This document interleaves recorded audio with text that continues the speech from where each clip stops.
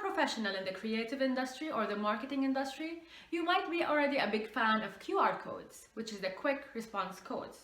They are those codes that are black and white with pixelated boxes. Some of the professionals have them already on their business cards. Nowadays, a lot of us already have a QR code scanner or reader in our smartphones. However, if you don't have one, you can easily access them online and download them. Those QR codes basically include a lot of information about you, whether personal or professional. And in adding them to your resume, you're actually giving the access to the recruiters and hiring managers to view more information about you and to know more about you.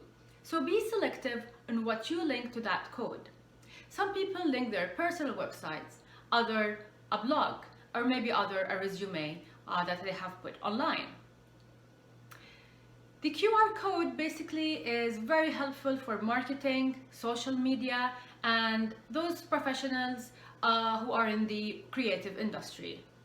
Also, if you haven't used a QR code before on your resume, and after watching this video you think you will include one, then please test it first in different places and mediums before you include it in your resume. Some other professionals who are in the creative industry are big fans of infographics, and they think that would be a plus to showcase their resume as an infograph. However, believe it or not, it isn't the case. Hiring managers and recruiters do not prefer to scan or review a resume as an infograph. It's just a lot of work to look through them. Remember, recruiters spend around 6 seconds in reviewing your resume, so they do prefer the traditional or the standard resume layout.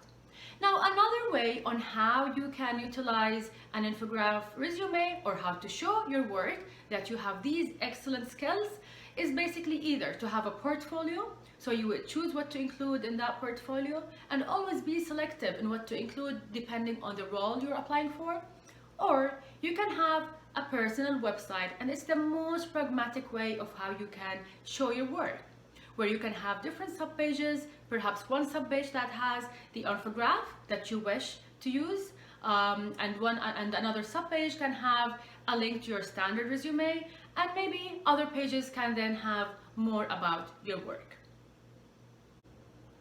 It's worth mentioning that when you have a personal website with links for your resume, you can also check the traffic that is happening to those subpages that include your resume. And also you can have access to how many clicks people have made and access to your resume. This will give you an indication of how accessible is your resume and how people are viewing it.